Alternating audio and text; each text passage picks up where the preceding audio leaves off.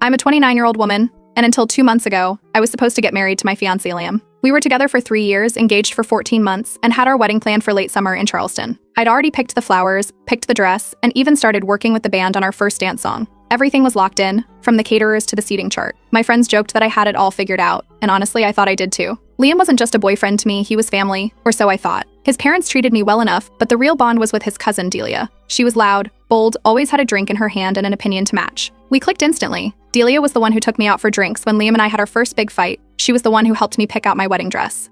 And she was the one I cried to when planning stress got too heavy. I introduced her to people as my future cousin-in-law, but really she felt like the sister I never had. That illusion shattered one night while Liam was in the shower. I was using his laptop to send myself a copy of our vendor spreadsheet when his text notifications popped up. The messages were from someone saved as D. At first I assumed it was one of his college friends, maybe someone from work. But then I saw the actual texts. They weren't just flirty. They were detailed, intimate, full of inside jokes I didn't understand, and what if fantasies I couldn't unsee. I scrolled up and felt my whole body lock up. The messages went back for months. I checked the phone. Same contact, same conversations. And then I saw a selfie. It was Delia. I waited until he got out of the shower. I didn't scream. I didn't cry. I asked one question: how long?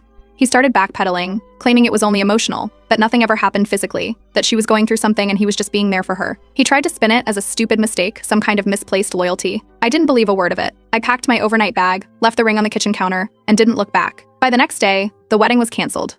I contacted every vendor, lost the deposit on the venue, and told my bridesmaids to stand down. Some of them cried more than I did. I didn't have time to process. I just needed to cut the cord fast and clean. What I didn't expect was how quickly Delia took control of the narrative. She told people I overreacted. She insisted nothing ever happened between them, and that I was reading too much into it. She even said Liam confessed everything to me out of guilt, and I twisted it. Within days, Liam's family started splitting into 2 camps.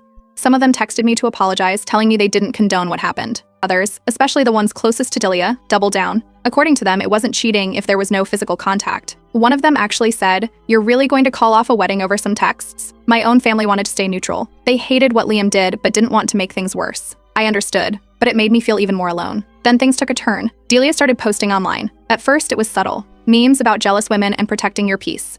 Then she escalated to TikToks about dodging red flags and how to bounce back after betrayal. She didn't mention names, but it was obvious. The worst part? People believed her. She was funny, charismatic, and knew exactly how to frame things to look like the wounded one. Liam stayed mostly quiet, which made it easier for her to control the story. A week later, Liam's sister Becca, who had once gushed about my bachelorette party, decided to give that slot to Delia.